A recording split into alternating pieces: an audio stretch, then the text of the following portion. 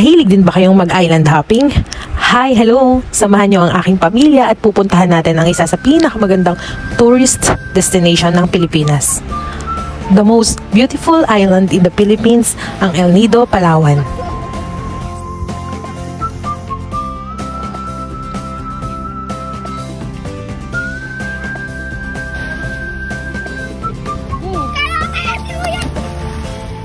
Paano kami nakapunta?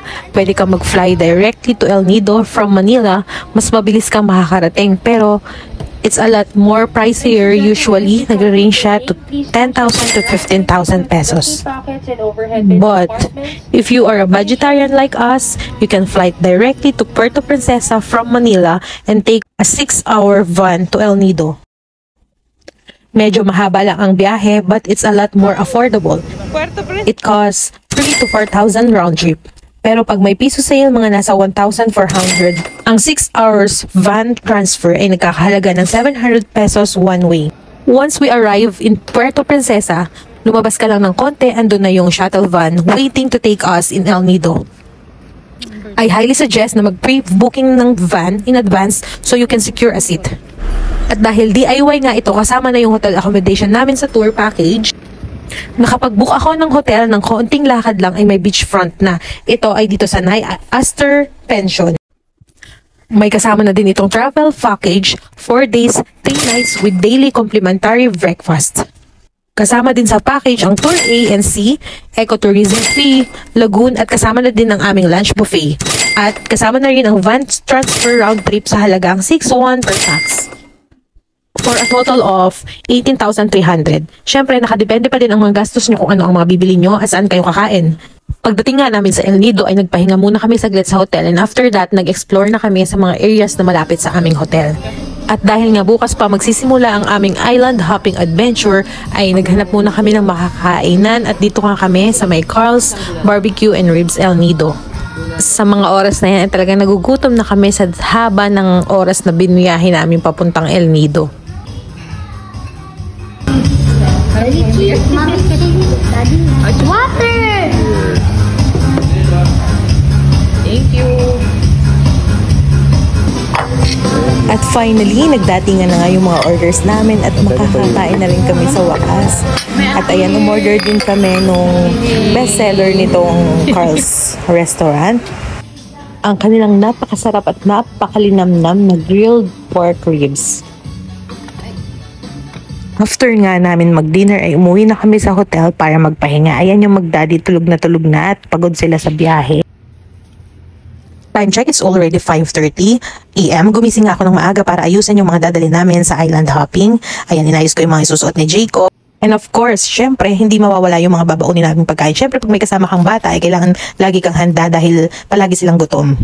So nga pa, and also nga pala pag nagta-travel kami, lagi akong bumibili na yung mga ganitong plastic, yung mga ziplock para hindi mabasa yung mga damit namin. And I also brought some medicine, painkillers, paracetamol, vitamins, and diet-tubs just in case. So kami nga yung naunang batch na dumating para sa aming island hopping adventure. Kami yung maaga, hinihintay pa namin yung ibang kasama namin. Dito nga iyan sa Aquaholics Travel and Tours. Kasama na nga pala ito dun sa Pinukong Hotel sa Nay Astor. So excited na si Jacob. So it's time to witness what El Nido is known for.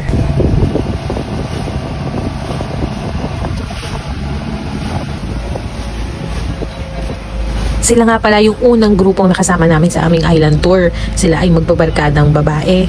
Nakakatuwa lang kasi sa mga ganitong experience ni Jacob, nakakasalamuha siya sa ibang tao at natututo siyang makisama sa ibang tao.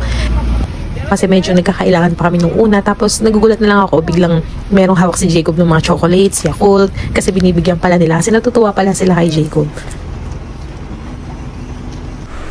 So, ang first stop namin, Tour A. Ito ang isa sa popular tour in El Nido.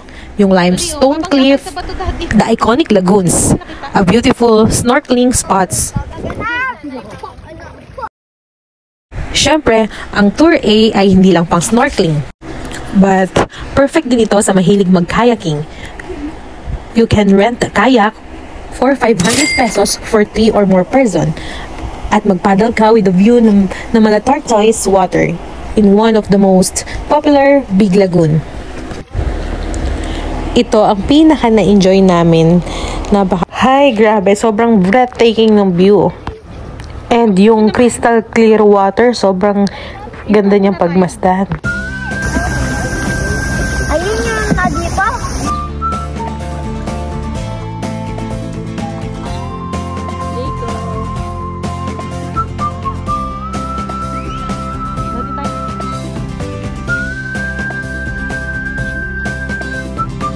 May bato pa dito.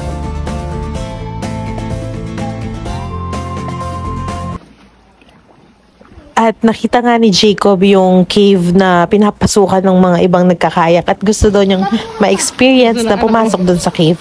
Eh nag-aalangan nga ako kasi baka hindi kami kasya ng daddy niya kasi medyo may kalakihan kaming dalawa. At kilalang nga si Jacob ng mga tour guide namin, pati yung mga kasama namin kasi natutuwa sila kasi makulit daw si Jacob at matandaan. Hindi ko na lang dito si Kuya na tour guide para i-guide kami sa pagpasok namin dito sa cave na to.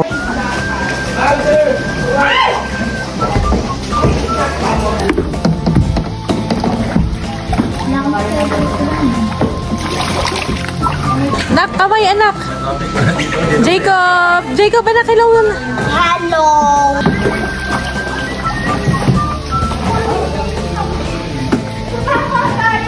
Jacob, oh! Jacob!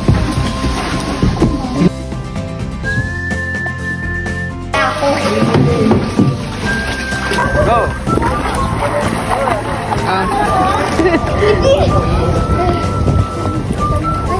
Pagod na! Like! Oh!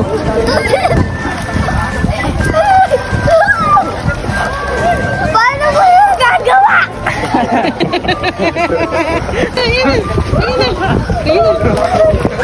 At nakahanap nga dito ng kaibigan si Jacob. Pinangalanan niya siyang Kuya Dado. Yung isa sa mga tourist guide namin ay naging malapit na kaibigan ni Jacob. Buong trip nga namin ay sila lagi yung magkasama. Lagi silang magkasamang lumalangoy. Tinuruan nga din niya si Jacob lumangoy. Tapos nagtatakbuhan sila sa mga puno. Sobrang effort nga yung ginagawa niyang paglalaro kay Jacob. Siguro mahilig talaga siya sa bata o meron siyang nakababatang kapatid. Kaya ganun na lang yung pakikipaglaro niya kay Jacob. Sabi nga ng boss nila, pag uwi nga daw dun sa may tinutulugan nila, sobra daw yung pagod nung tao niya kasi pinagod daw ni Jacob. Papakasok po tayo pero lalangoy po tayo sa Naman naming adventure ay sa Hidden Beach. Ito yung medyo malayo yung nilangoy namin pero sobrang ganda. Imagine lazing around this beautiful white beach, swim in crystal clear lakes, striving some corals. Yung mga sand nila is fine and white. The water is clear and blue. Ito yung nakakapagod na adventure pero sobrang na-enjoy namin parehas ni Jacob. This is one of my favorite lagoons because it feels like we have it all at ourselves. This one touristy ay dadalhin ka sa journey to El Nido World with each famous beaches and most popular snorkeling spots. There will be a lot of swimming in this tour. So expect mo na makikita mo ang mga gorgeous water marine life, crystal clear waters, helicopter island. That island is Jacob's favorite. Ang na-avail ko nga ng tour package ay magkasama ng buffet lunch set up with the delicious food of grilled meals, fresh seafoods, and a variety of fruits and veggies. Just imagine eating a yummy Filipino food with this paradise as your backdrop. It makes me feel we're living our life straight out of fantasy, para kang nasa Hollywood film. Mas quicker yung boat ride kasi mas malapit siya sa island. Mas perfect ito para sa families with kids and elders like us. Like us na mahilig mag-travel kasama ang anak namin. Ito na yung pinaka-peaceful tour if you want to avoid crowd. From Biliran!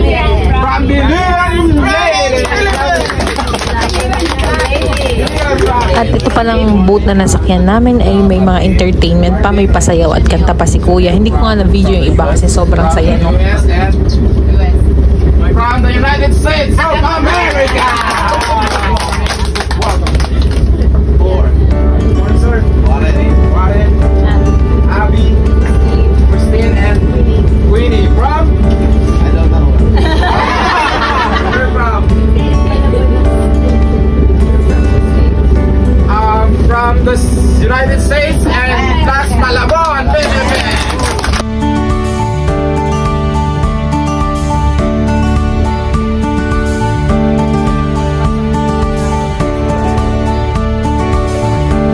And of course, we also go to Seven Commandos Beach.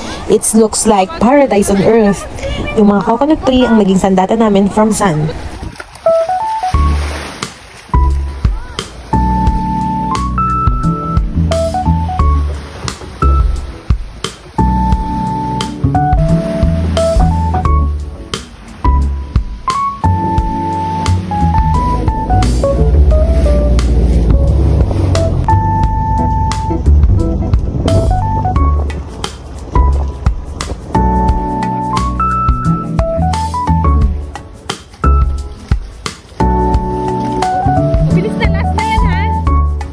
At nag-stop over nga muna kami sa isang island at ito na yung pinakihintay ng lahat, ang aming pinakahuling lunch buffet.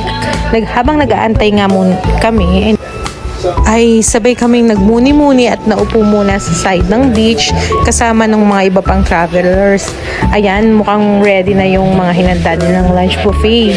Talagang nagutom kami sa part na to kasi ang daming swimming, tsaka yung mga nilulusutan naming maliliit na bato sa mga secret lagoon, ganun. Sobrang satisfying naman. Tas, sobrang sarap din nung namin ngayon. By the way, ito nga yung day 3 namin. Tapos nagpunta rin kami ng Cadlaw Lagoon. Dito naman, sobrang peaceful at tahimik lang. Kami-kami lang. At ayan, si Jacob, makikita mo, nakikipaghabulan na naman kay Kuya Dado niya.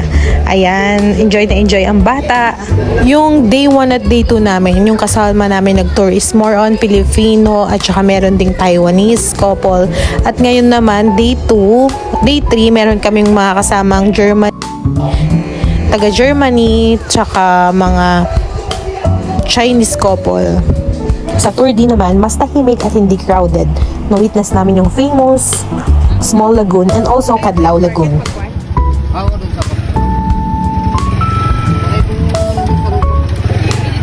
And sumakay nga kami ng tricycle. And for our last day, namasyal kami sa town proper, which is the center of all business activities dito sa Palawan. Sa El Nido, Palawan. At nagbayad nga kami ng 20 to 30 pesos ata yung binayaran namin dyan. Nag-explore nga muna kami dito sa town proper nila bago kami umuwi bukas at naghanap kami ng makakainan. Naglakad-lakad kami, naghanap na rin kami ng mabibila ng pasalubong. Nagdaan nga kami sa mga souvenir shop at nagtingin-tingin na rin kami ng mga pasalubong sa pag-uwi namin.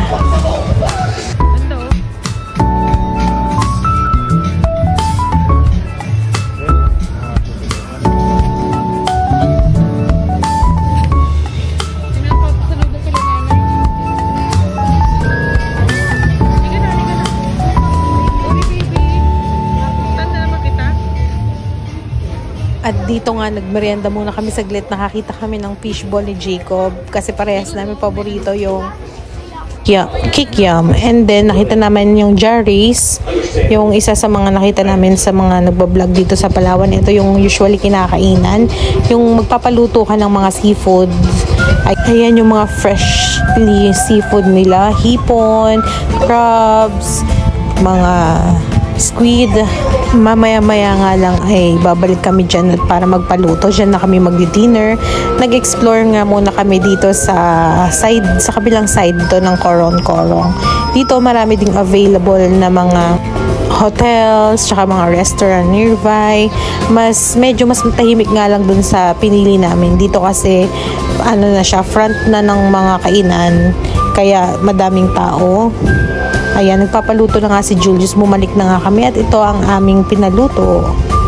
Ito yung pinakahuling dinner namin dito sa El Nido. So, ang last day namin dito sa El Nido, bago namin lisanin ng El Nido, ay nag-snack muna nga kami dito sa Bella Vita. Meron silang mga authentic Italian pizza and pasta. Trinay nga namin yung bestseller nilang pizza and pasta. Ayan. Maganda yung place kasi front siya ng beach. Bukod doon, masarap din yung food. Nirate nga ito ni Jacob ng 10/10. At dahil na-cancel yung flight namin pa uwi, hindi naman kami na-stress kasi ayaw pa nga namin umuwi. Sadyang na-enjoy lang talaga namin yung Puerto Princesa. At dito nga kami pinag-stay ng airline sa White Breeze Hotel. Meron naman silang libreng pa breakfast, lunch, saka snacks. At ayan, may pool nga din yung hotel.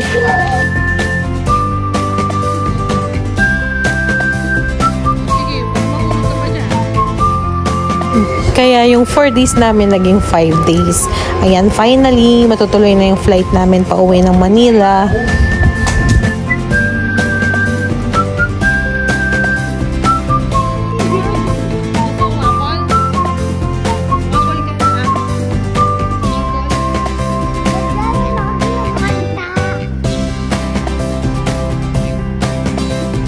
At habang nag-aantay kami ng flight namin, ay umakyat nga ako sa taas para magtingin. Meron pala ditong mga souvenir shop dito sa mismong airport ng Puerto Princesa. May mga nakalimutan pa nga akong bilan ng pasalubong. So, sinulit ko na.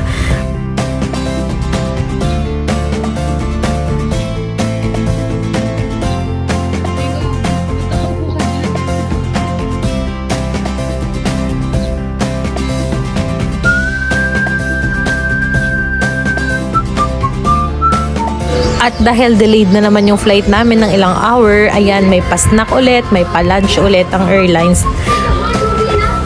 So, Coron is so amazing. It has so much to offer. Makikita nyo sa dulo ng video na to ang total cost namin sa aming Palawan trip.